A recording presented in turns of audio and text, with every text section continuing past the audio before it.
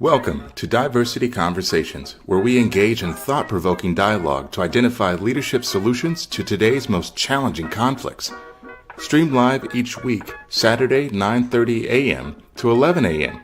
Hosted by Diversity, Equity, and Inclusion Strategist and CEOs Eric Ellis and Tommie Lewis. Join us and add your voice to this engaging diversity conversation. Good morning, Greater Cincinnati, Northern Kentucky, the United States, and the world. My name is Eric Ellis, and I'm the president and CEO of Integrity Development Corporation. And I'm joined this morning by my good friend and brother, Tommie Lewis, president and CEO of Make It Plain Consulting. Good morning, Eric. Good morning, world traveler, Tommie Lewis. How are you, man? I'm doing great. Eric, if you and others are watching me, we're watching this show live, it looks like I am an aviator. I have a headset on. I have my aviator glasses on. Yes. I'm actually in the airport here in Durango, Colorado, doing some work with some local clients here in Durango and a little bit north of Durango called Dolores. Wonderful, wonderful country out here and beautiful people. And so I wanted to say that intentionally. So not typically we say beautiful country. It's a wonderful country, but the people are beautiful inside and out. And so I'm in the airport right now, getting ready to take off, but I'm glad and I'm blessed to be with us this morning on Diversity Conversations.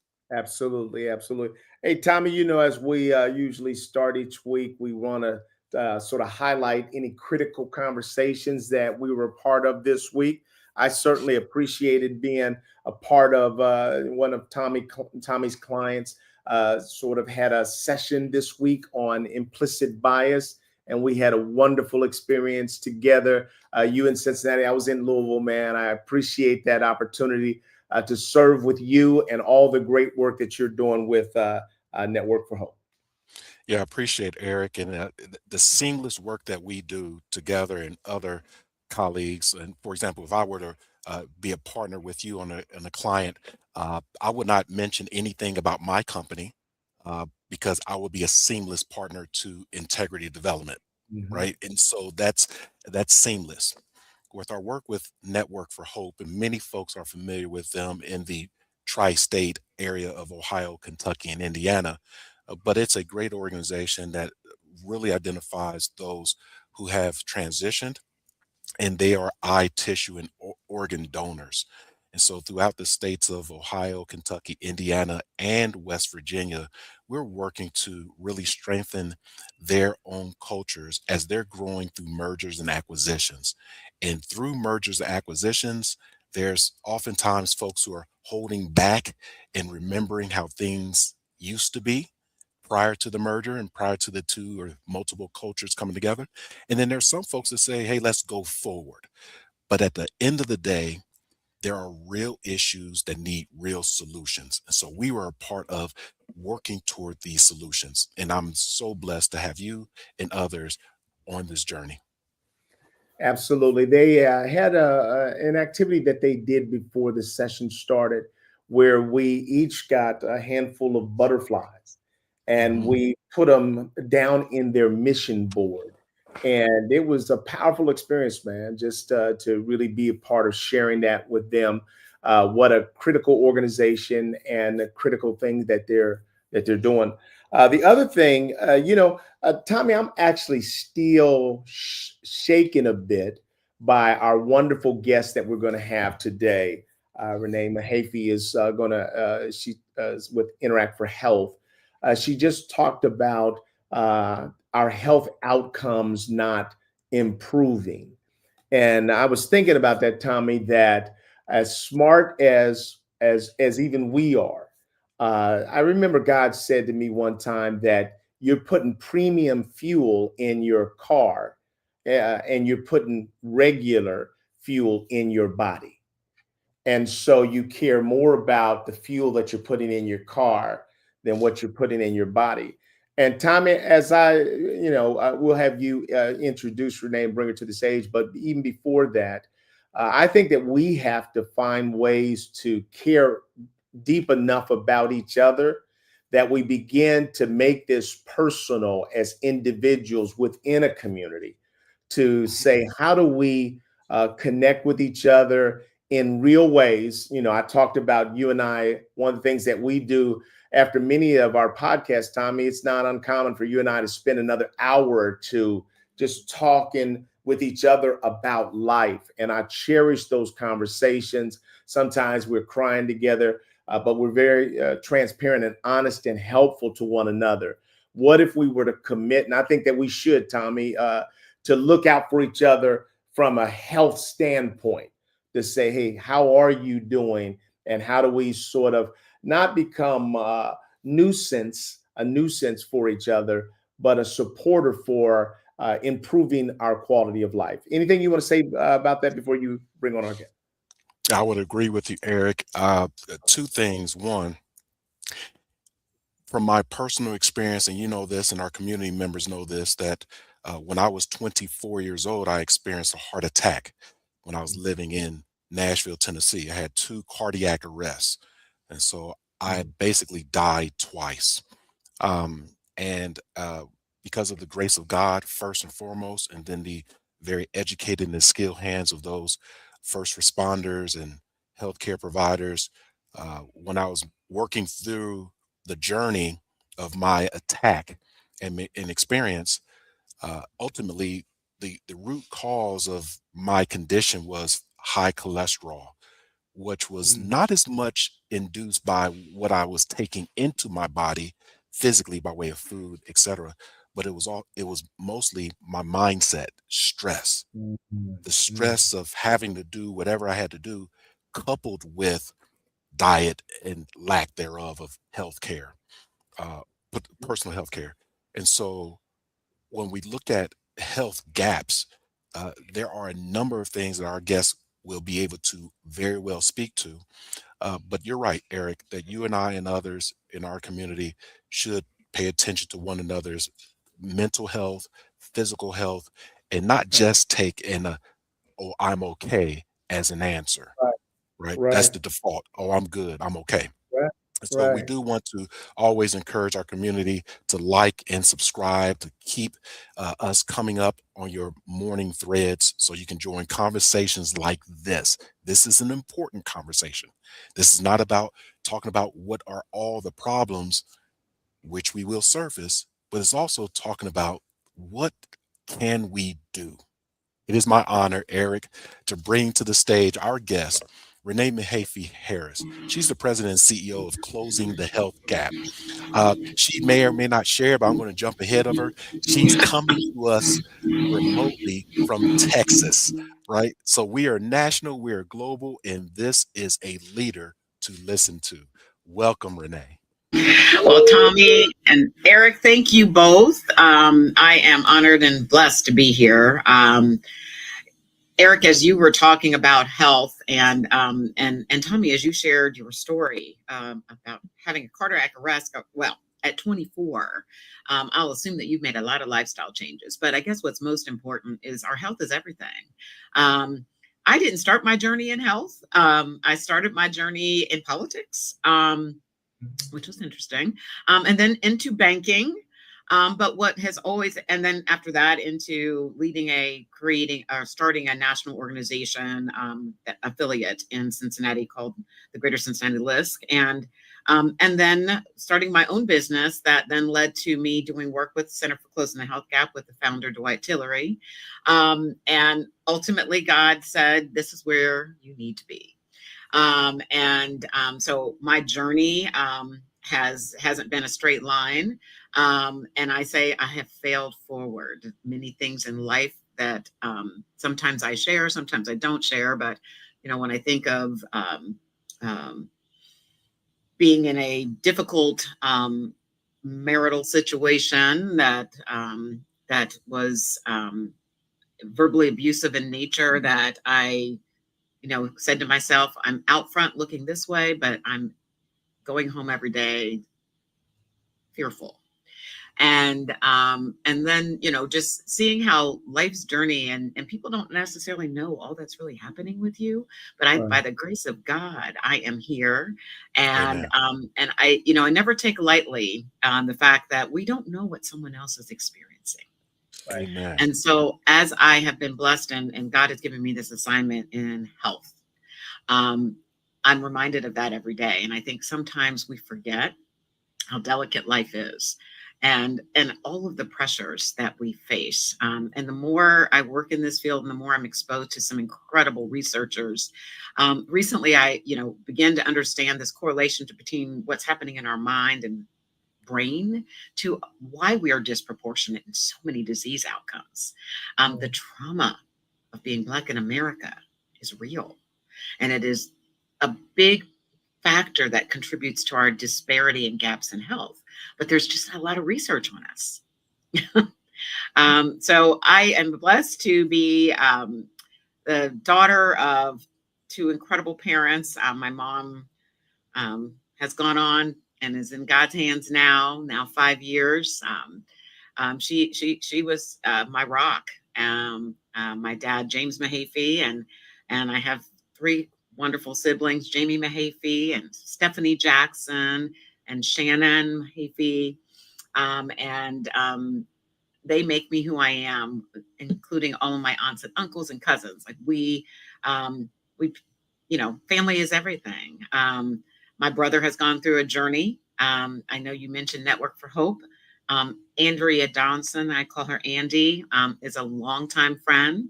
Yes. I have had the pleasure of working with Network for Hope because organ donation is not something that we easily do, but we must do it. And so thank you for sharing that connection. I think that we take our health very lightly, and not by an intent to take it lightly, but it is because we have so many things that we are working to get through every day. And no matter if you are a high income earner or working to find employment, we all face similar barriers of being Black in America. And I see it in the data from a health outcome perspective. I say that to say that that's not a reason for us to accept our outcomes. We have to learn how to meet each other where we are and work together towards the common goal of saving our lives. The fact that our lifespan gaps in this greater Cincinnati region of Cincinnati are different by 20 to 22 years.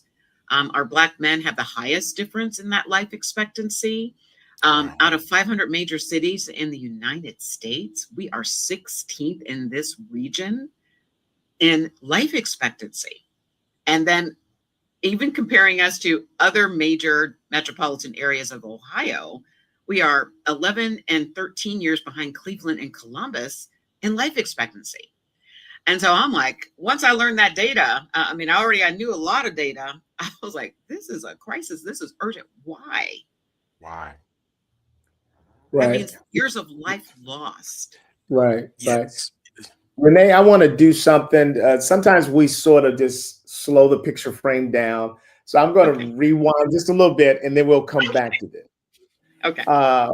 You said something in passing that I really appreciate. You said that, I'm out here. Sometimes everything looks perfect. But in reality, there are challenges that I've gone through that have, in some ways, rocked my world.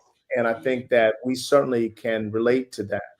I said probably a couple of weeks ago that when Judy and I built our home and moved to our street, the first introduction to our street was a corner house at the end that a builder had built and his company was going under. So he decided to hang himself from the chandelier. And I was like, ever since I heard that, I realized that no matter what neighborhood you're in, if you pull the roof off of any house, you're going to see real issues. I've known you for a long time, but I've actually known you from afar. We've talked and been friendly and respect each other and that kind of thing. But most of us are so busy that we don't really have all the time to get to know each other at another level. What I'd like you to do is just go back and not talk about trauma yet, but talk about, I've seen you as a leader over the years, articulate, brilliant, leading a number of different. Where does that leadership past come from? And because I think it's just so important for people to understand what are the things that went into the making of, in this case, Renee Mahaffey. Okay. So as a young child, my parents tell me this story. They're like, we were always we never worried about you because you said and did whatever you wanted at 7, 8.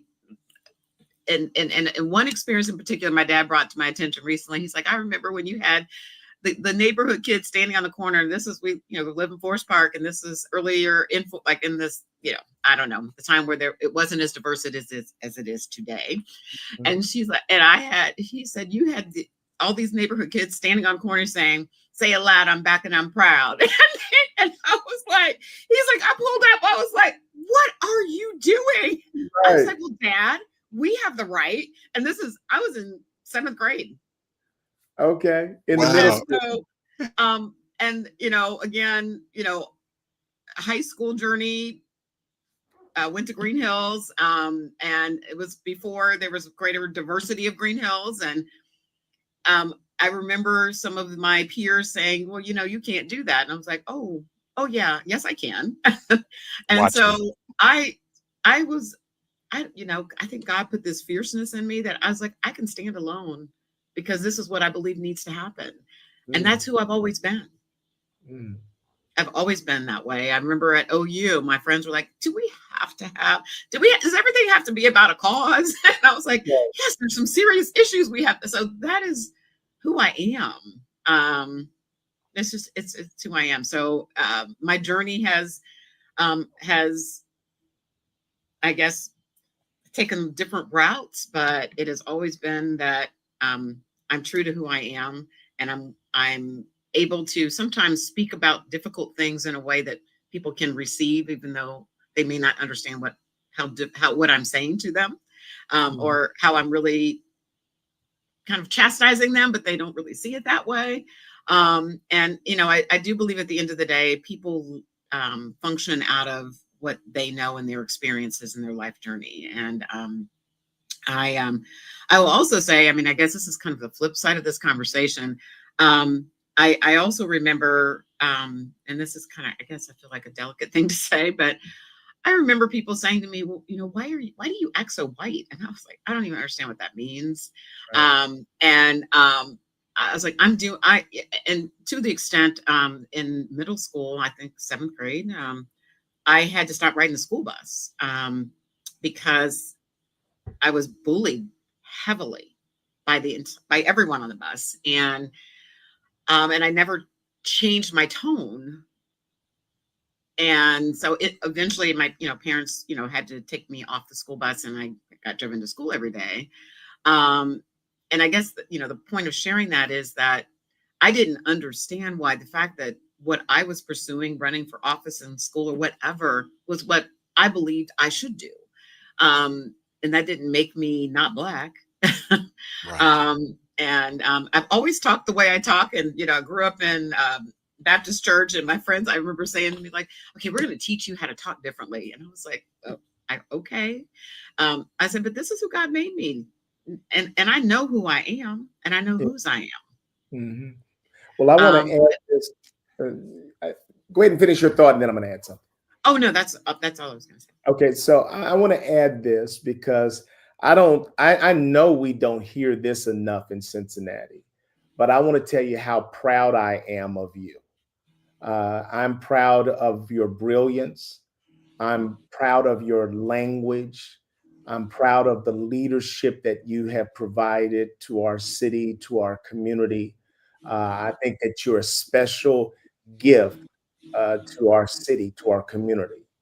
I'd like you to share also a little bit about our condition, because I think that you know that better than anybody that I know. And then you said something about maybe discontinuing an event because of what you're seeing is in terms of a pattern that's not changing. So if you could share a little bit about that, I think that'd be helpful. So I can talk about the event first. I'm not quite clear on what well, I don't know. Let's start with Cincinnati. I think that there's a mentality for us in Cincinnati, and I hate to say this broadly, but we're divided easily, and sometimes it's monetary, or oftentimes it's monetary, and so I'm like, you know what? I am going to share your information. I'm going to align no matter what, because if we do that, then we have this bigger opportunity. We don't have to be pitted against each other, and I think our environment here does pit us against each other, not for the reasons that are by design. I feel like they're by design. Obviously, the more we align and become empowered, no matter where we are, we can be the solution to the circumstances in which we live. And Yes, when I talked about not holding the Health Expo a year ago in 2025, people were like, why aren't you having the expo? And I said, as I look back at the data, and as I look back at, and then I look at the outcomes and where we are in our health, I was like, nothing is changing. And I feel that if we are hosting something that is giving people access to free screenings, health information, resources, but the outcomes of us aren't changing, we need to step back and look at, what are we doing here? Why are we doing it? And I'm like, I don't know if this is going to sound nice or not, but we can have big parties. We can come out and have fun. I was like, but the seriousness for our children. please say it. The generations. I mean, when I look at the data and I see the line going up, the curved line going up for type 2 diabetes for kids under the age of 18, and hypertension rates for kids under the age of 18 in our region, and I would imagine probably bears out similarly across the country, because most data does. I'm like, that is a crisis. So we are repeating a pattern that is not enabling us to live the life that God planned for us to live. So, but we don't control the systems, and there are a lot of system factors, but that's always been the case for us. So what are we going to do differently? Because no one can control the decision that you make every day. And so don't be fooled by this notion that it's not possible for us to improve our health.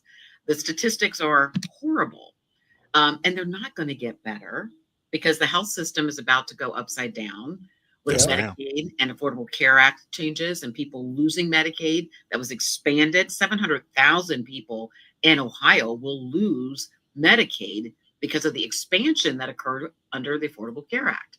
So when you start pulling back all of these pieces, and the deck, we were brought to this country, so the deck has been stacked against us, but we are overcomers and we are resilient. And so when I think of the expo this year, we're bringing together some different partners, and we're creating this activation mindset. And no, you don't change outcomes overnight, but if you understand one simple thing that you can walk away with, that's a beginning. And I, Tommie, I heard you respond when I talked about our children. I was like, if the lifespan gap is what it is now, we want our children, our nieces, nephews, to be able to live the longest life that God has planned. Indeed. Just as a data point, and then unfortunately I have to transition, but I enjoy so much of what you're sharing. Tommie, you've got it for a second. And so I would like to ask, from a data perspective in Cincinnati particularly, what is that lifespan for African American or African American men? So it a 22-year difference between white males, depending on where you live, but it's still a gap. And what's also scary about that lifespan gap, it doesn't matter socioeconomic status. Yeah, it's not mattering. Okay. No. So that and neighborhood to neighborhood, those numbers vary, but 20-year difference in lifespan. That's incredible. That's incredible. And so the work that you and Closing the Health Gap are doing, not only in the region of Southwest Ohio, et cetera, and then also you're in a conference, obviously in Texas. As you mentioned, these are concerns, and I love the word that you use, crisis. This is a crisis. So, it, what are some of the? I don't want to jump too far ahead, but any, what can we do, and what should we do? Well, we have lots of organizations, right? We have lots of social organizations. We have lots of churches. We have, and I'm not saying that sarcastically, but we do. We have infrastructures. Now we have to decide to see how those infrastructures can have linkages, and that means each of us does a piece. Yes. And so that's how we get to the big outcome. And so it could be something, as simple as elevating the information about our health, or being intentional, even with members of organizations you're part of, to ask these questions to each other. And because it could start that simply, because sometimes we're so busy that we don't realize how life is passing us by, or how, the fact that we want to accomplish this event or this outcome of our professional development, which we want to do, but we don't actually talk to each other to find out how we really are doing. And being Yeah. able to be safe and in a safe place where you can share, like, I know it looks like everything's going great, but goodness, I'm struggling each day. And no matter what sphere of organization or individuals you have surrounding you, if we have that conversation differently, I think then we can create this environment where we recognize that we need each other. We were designed for community. God designed us to be in community. It's one thing to be in community and celebrate and have fun. We can do that too. But we also have to be in community to be supporting and loving upon each other and reaching out that hand to someone, whether you know them well or not. Sometimes I just text people things and they're like, oh, this was just on time. And I had no motive behind it except that they came across my heart and I felt like I needed to send this text. So we have to do the little things, and we have many mechanisms that we connect with each other. Yeah, I had a thought, a couple thoughts. One was that if our health was something that we had to actually wear on our faces, which sometimes we do, if we had to wear it like an outfit, we would care for it a lot more, because we lay out our dress, we drive cars so that people can look at us and ooh and ah. But our health is something sometimes that's hidden. And so as a result of it being hidden, we then don't have to confront it. Let me ask you, I'm going to ask you a question, and then I'm ultimately going to get personal here. But Lydia, why don't you bring up the comment about a crisis? A crisis, it's a big opportunity. We're the ones choosing and deciding. Do you want to say anything else about that? I guess what I meant by we're choosing and deciding, we wake up every day and make the decision on what we're going to eat, if we're going to exercise, how we're going to face the day. The crisis is that for decades, the health outcomes for us are disparate. And the lifespan gap is real, whether you live in greater Cincinnati or another part of the country. We are losing our years of life to live based upon the continued health gaps that we have in diabetes, cancer incidence, maternal health outcomes, and it's generational. So, I want to say choose to live, but I don't even think it's that simple. I think we have to better understand that the grit and determination that we as Black people and other marginalized people in this country have, that make us who we are, is hurting us. I think that grit is going to remain there. And, there are research studies showing that there are efforts to kind of really think about the allostatic load. So I'm going to go a whole different path here, but our brain and our allostatic load is, for us as Black people, we have this fight or flight state we live in, and that fight or flight state impacts our allostatic load, which then impacts inflammation in other parts of our body.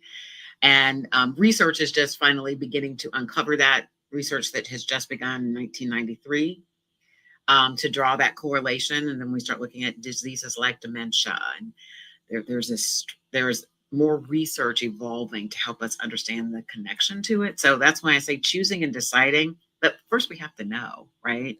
We have to know that stress is real. Stress is and how we just get through, because that's what we do. We're overcomers. That is taking its toll on our mind, our brain, our body. So choosing and deciding differently means when your body is telling you, I'm overwhelmed, you're going to have to step back or talk to someone, share with someone, so that, because you're probably not the only one feeling that way. Right. So that's what we can choose and decide, to those relationships we have, being more honest and vulnerable, and knowing who we can be vulnerable with, right? I think is the opportunity, but we are in a crisis in our health. We have less than, I'm in this conference, which is with some powerful people across this nation who are working in the field of Black health. The fact that there's about 1.5% of Black doctors that are men.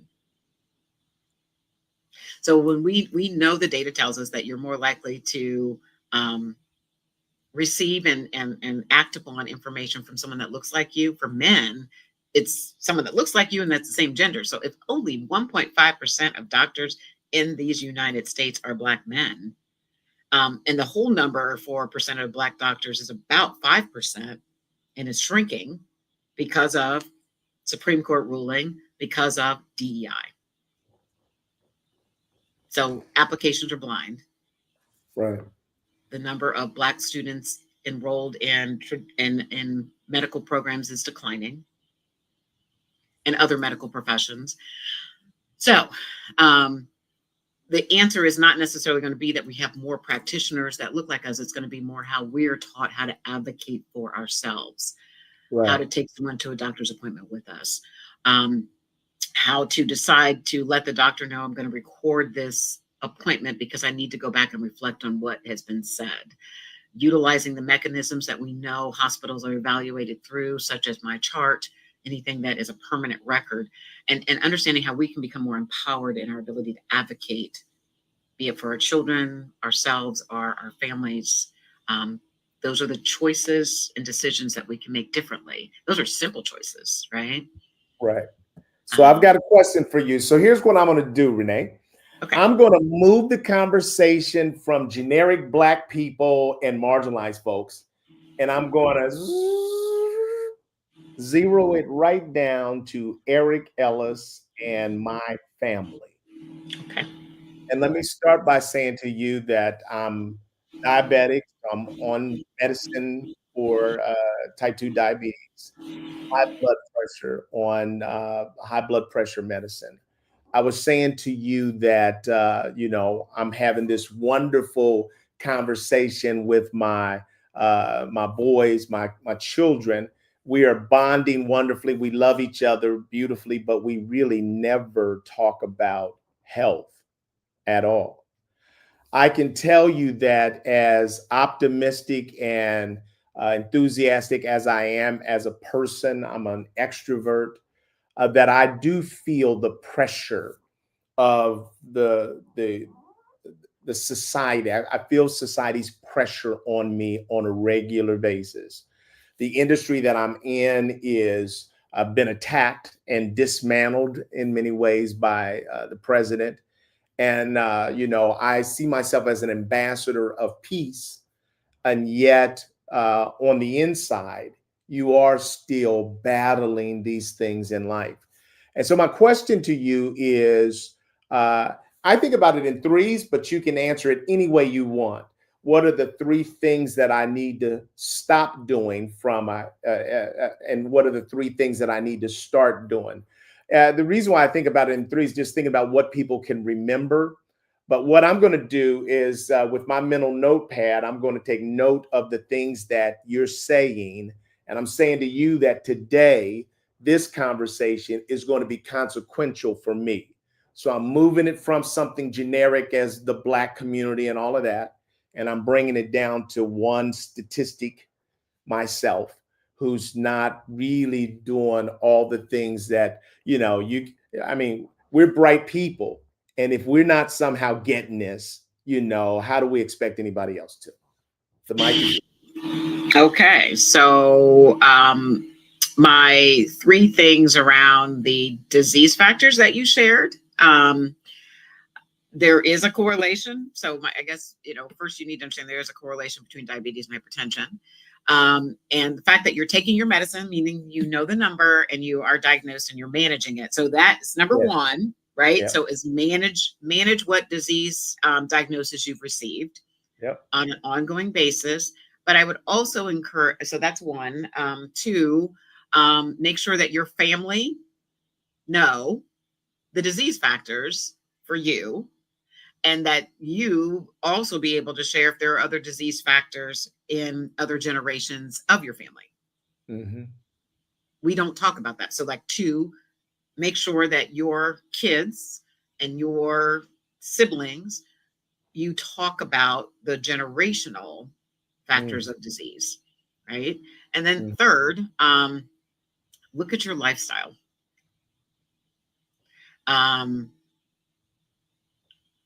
Choose you. Meaning the stressors are compounding the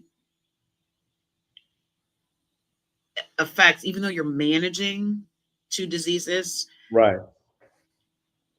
The things that you deal with on an everyday basis are still having, even with managing the disease. The 3rd thing is think about things that you could do to choose you, to slow down for you, to say no to something.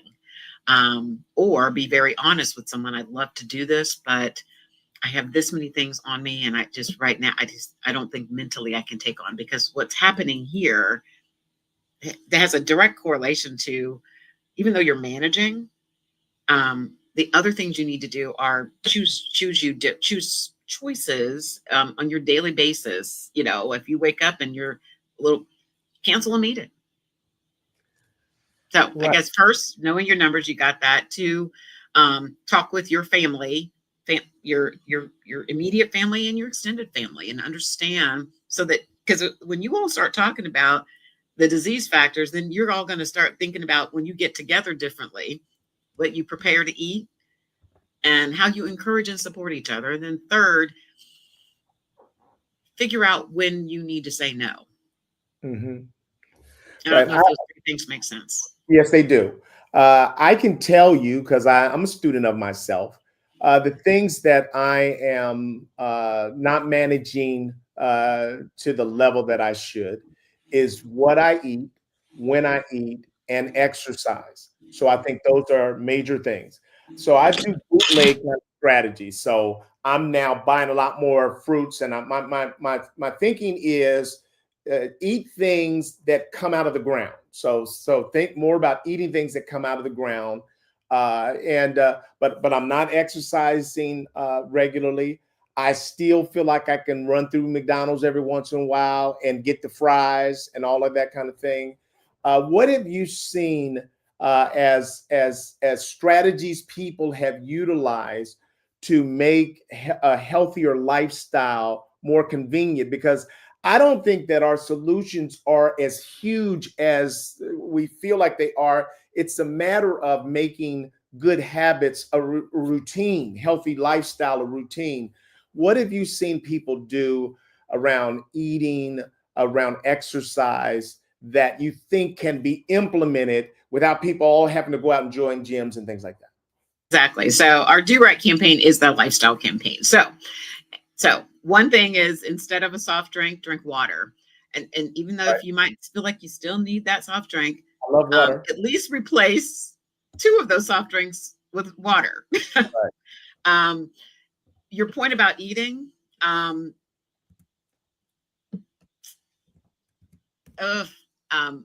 eliminate stopping at McDonald's. Okay, Right. I don't know. I Right. guess there might be people from McDonald's around here, but 'cause Right. I used to go to McDonald's. I was like quick. I was like, okay, fast food. I was like, why aren't there more fast food options that are healthy? You Right. know, I just gotta eat something. Right. But recognize, so and you might have to do a little bit more preparation. So Right. and once people learn this, they're like, oh, this is so easy. So it's just as easy to purchase apples and oranges and mandarins and Yeah. have that in your bag That's what I do. so I that got a when you're refrigerator hungry, full of oranges and grapes and bananas. So right, closer to the ground, the better it is for you. Coming right. from the earth, the better it is for you. Right. I'm going to say we all do things in moderation, but you're going to have to do a little, like we're just going to have to do a little more preparation. So when we go to the grocery store, grocery stores are designed so that sometimes the things that are most unhealthy are the things that you circulate to first, right? Right. But go to that produce section. And I know most people are like, oh, I don't want to plan my meals. Well, okay, let's just take a baby step, right? Mm-hmm. Take a baby step, and instead of being on the run, even if you are on the run, have some fruit, make a sandwich. That requires a little bit more preparation. Right. Right. And even if you're on the run and you have to go to fast food, figure out the healthiest thing in that fast food, right? Right. And Right. I don't know what that would be, but yeah. And then exercise, you don't have to go to the gym to be able to exercise. Right. You're going to a building, take the stairs instead of the elevator. And if you don't have that opportunity, then take a 5-minute break and just walk through the halls of wherever you work, or go out outside and walk. Walking is easy, like that doesn't Right. cost anything to walk. Right. And if you have any device on your arm, it is tracking your steps. Right. So I know I that love what our community, Karen, has said. She said some fruits are higher in sugar. Yes, that's true. We know that. That's but true. M&Ms and Snickers bars, Right. And she is completely correct. I am not a nutritionist. I work with a lot of nutritionists, and so there are different opinions on different types of fruit and what it does to your body. So all I'm suggesting is, instead of grabbing a high carb, even snack bar sometimes, know what you're putting in your body. And so just replace that thing that's fast with something that is closer to the earth. Right. And yeah, depending on where you are, yes, there are fruits that are higher in sugar. And so I don't know who that was responding. If you want to share, you can look up what fruits have a lower sugar composition, just like we search for other things. You can search for which fruits should I be eating that are less in sugar. So, and that's something that we can easily do. So I hopefully I've given those, I think I've talked about those three things. The lifestyle things are, I think, what we have to do from a stress perspective, because stress is a huge factor that just attacks our body. So I am a faithful person. So I start my day with prayer and some word, but then, that's the beginning of the day, but I got to figure out, how to take that moment for myself throughout the day. And so protect your mind. So if you're in a situation that, say, hey, I need to run to the restroom for a moment, to gather your thoughts and take care of you. Right. So that's something easy to do. Right. But that's the one thing that's probably having the biggest impact on our bodies, is the stress that we live in. And so let me speak to that, or ask about that, Renee. I know that this generation is under a lot of stress as well. Their engagement with social media has made many of them feel like they're just behind, that they're not succeeding at the level of all their fake Instagram, TikTok friends who are having their best life. And I'm not having my best life, even if I post that I am. What have you seen people do to try to bring down the stress that we find ourselves under? I know that when I think about the things that are happening in my life that are positive and good, that whenever I am grateful, whenever I focus on the things that I can be grateful for, my attitude changes and I feel better. What I know personally is that the most valuable things in the world are free. They really are. They're loving conversations. They're just sitting around with my children, I mean, that's free. But when we're having authentic conversations, for me, that makes a huge difference. What are you seeing in families as being the thing that they're able to do? Any best practices around bringing down stress as a family? Well, spend more time with your family, and in that time, share more. Share what's going on with you on a daily basis. Or I know my family, we have a weekly chat, a weekly message or scripture that we each get, that we share weekly, and at least like starting your week off, like remembering this. And my brother, he sends us different just different things to follow on a daily basis. Just as we pick up the phone and share what we're upset about, we can easily pick up the phone or send a text message saying a scripture or something like, hey, today is one day, but tomorrow is a new day. Like, just however we can encourage, our words can encourage each other. And it might just be a simple text of, I love you. Or, I think that's what we have to do as a family, and can do as a family, no matter if we're in a disagreement with a family member, we can still encourage with a few words of love, faith. Right. And and then think of what that looks like for people that we're, when we're walking down the street, and just smile at each other. Right. I find that within my family, I think that our children, they expect you to love them and to encourage them and to tell them wonderful things about who they are and their great gifts and talents. But I think the culture is so powerful in its messaging around who you should be, and we're all behind. We're all imposters, and I think that we need some better models for how we have authentic, encouraging conversations, and how we level set where we are, because I think that's the issue. We're in one of the wealthiest countries in the world, and yet we're overrun that somehow we're not successful enough. Any other messages you would have for us around how we navigate this big messaging machine in the culture that's telling us all the material things that we should have? How do we because the things that you and I are talking about that are the real things in life often seem hokey, and that's not really, come on now, you're trying to trick me. That's not really the important stuff. No.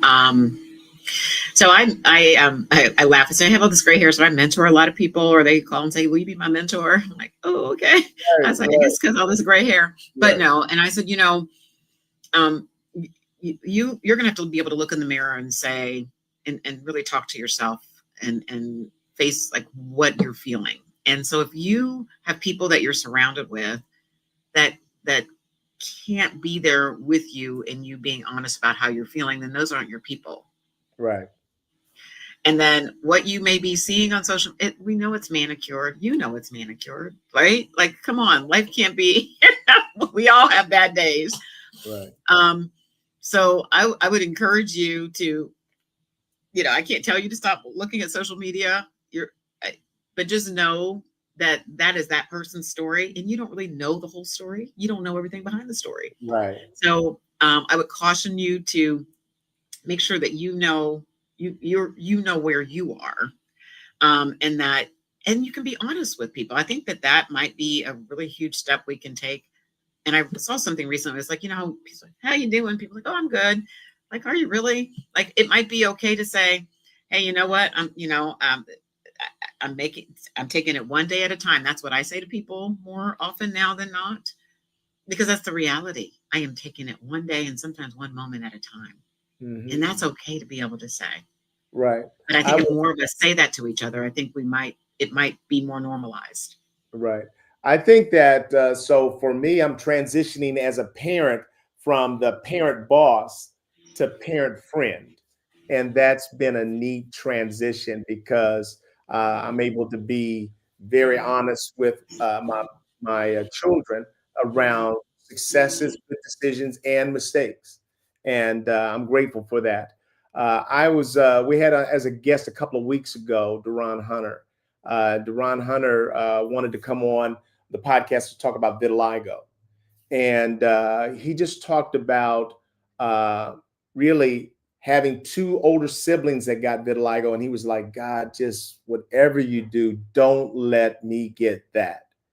And then he said he got it. And he talked about, I asked him to share a story about, something that he had experienced with others in the world that may have been painful. And he talked about going to Sports Plus with his daughter at the age of 50. And a 10-year-old came up to him and just started talking about him like, you're the ugliest man I've ever seen. You look like a monkey. And he said it just broke him into tears. And Duran, in my book, is one of the toughest people I know, one of the greatest athletes I've ever known. And yet, as a tough guy, he was broken down by the words of others. And I think he was broken down not only because of what the kids said, but also what he thought about himself. So it's not just the cruelty from the outside, it was also what we believe about ourselves.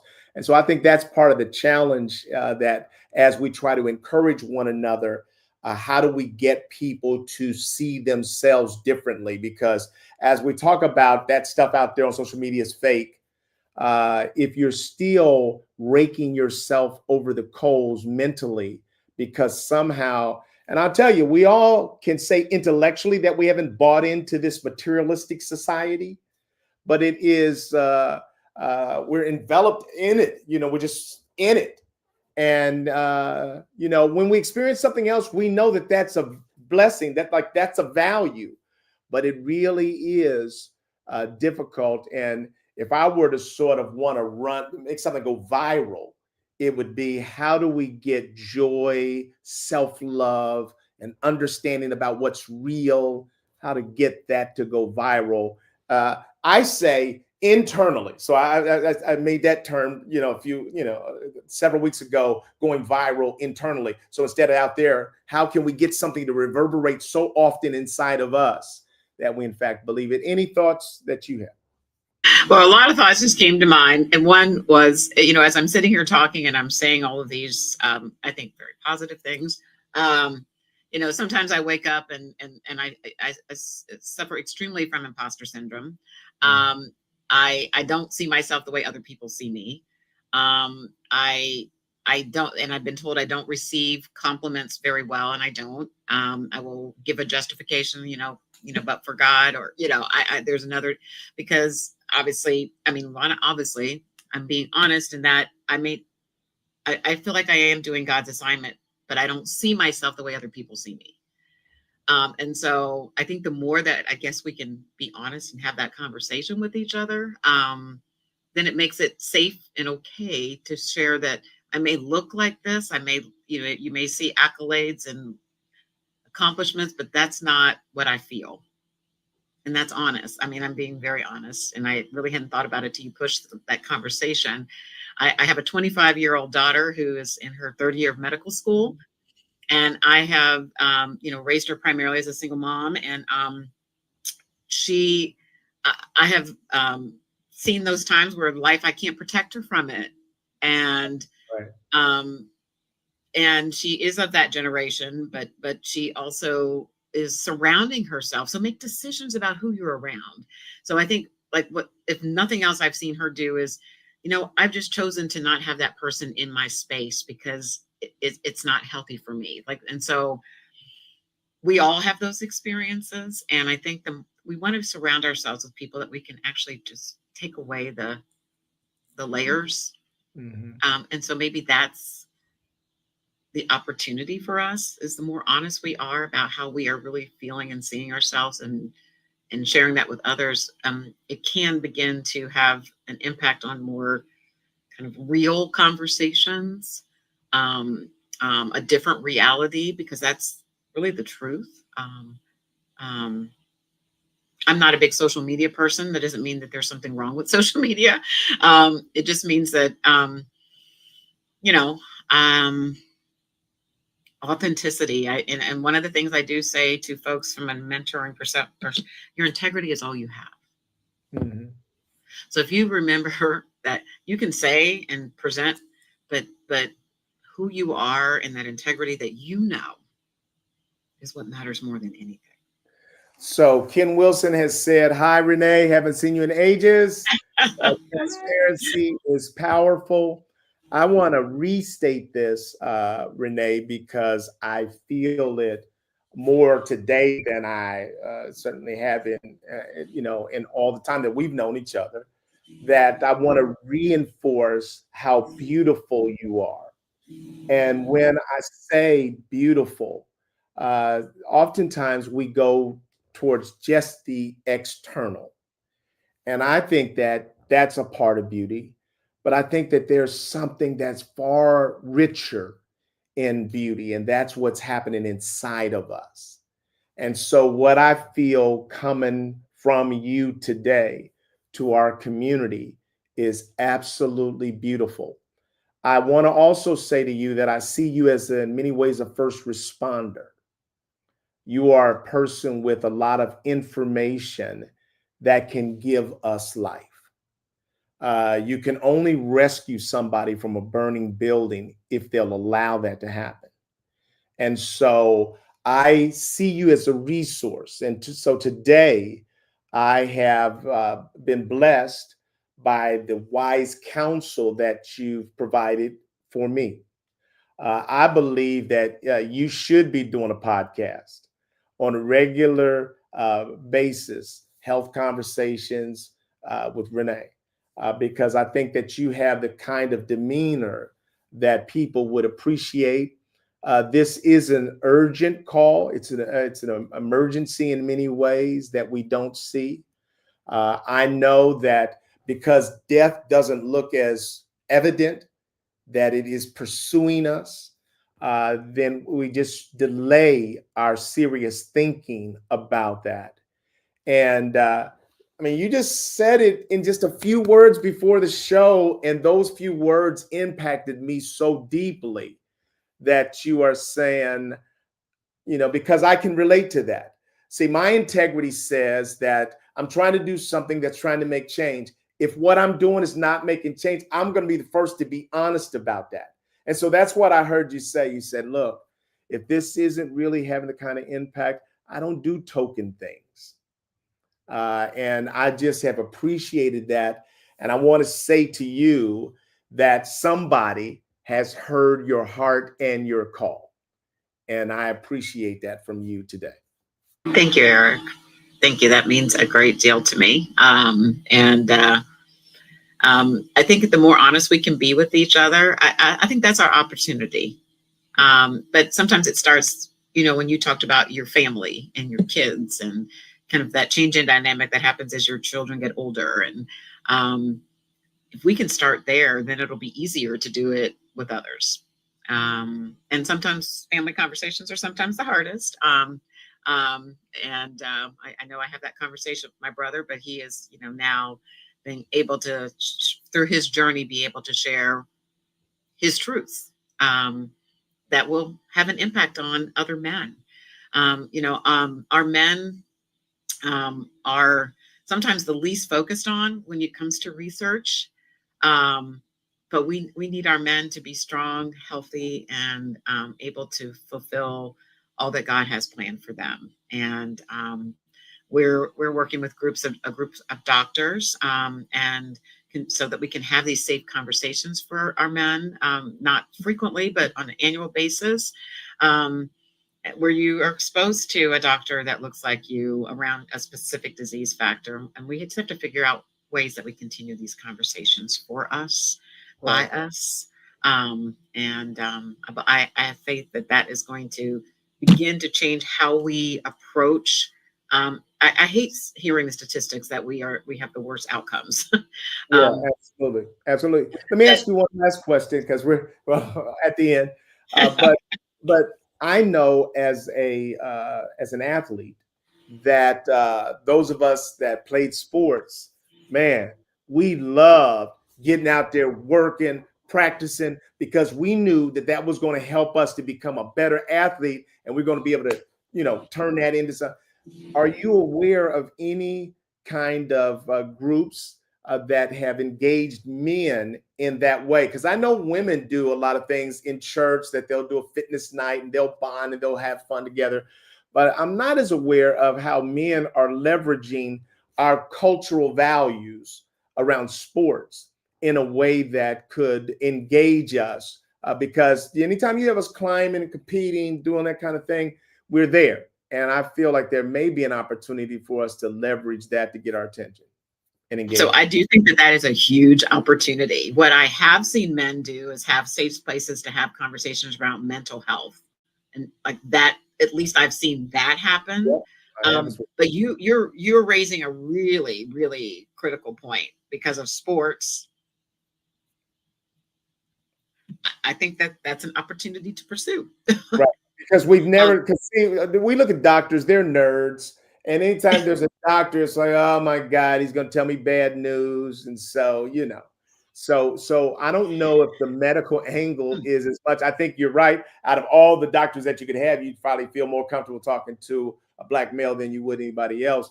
But I think that we have to get at people that we trust, that we want, that we idolize, places that we've been, that may be an opportunity for us. I am going to look to figure this out for my own family, for my own self first, because I think it's worth it, and we've got to sort of bring down the power of stress, and we got to take up the power of life. And you have given us that message this morning, Renee, and I appreciate you. Is there any one last comment that you want to share with our community before we close down this conversation?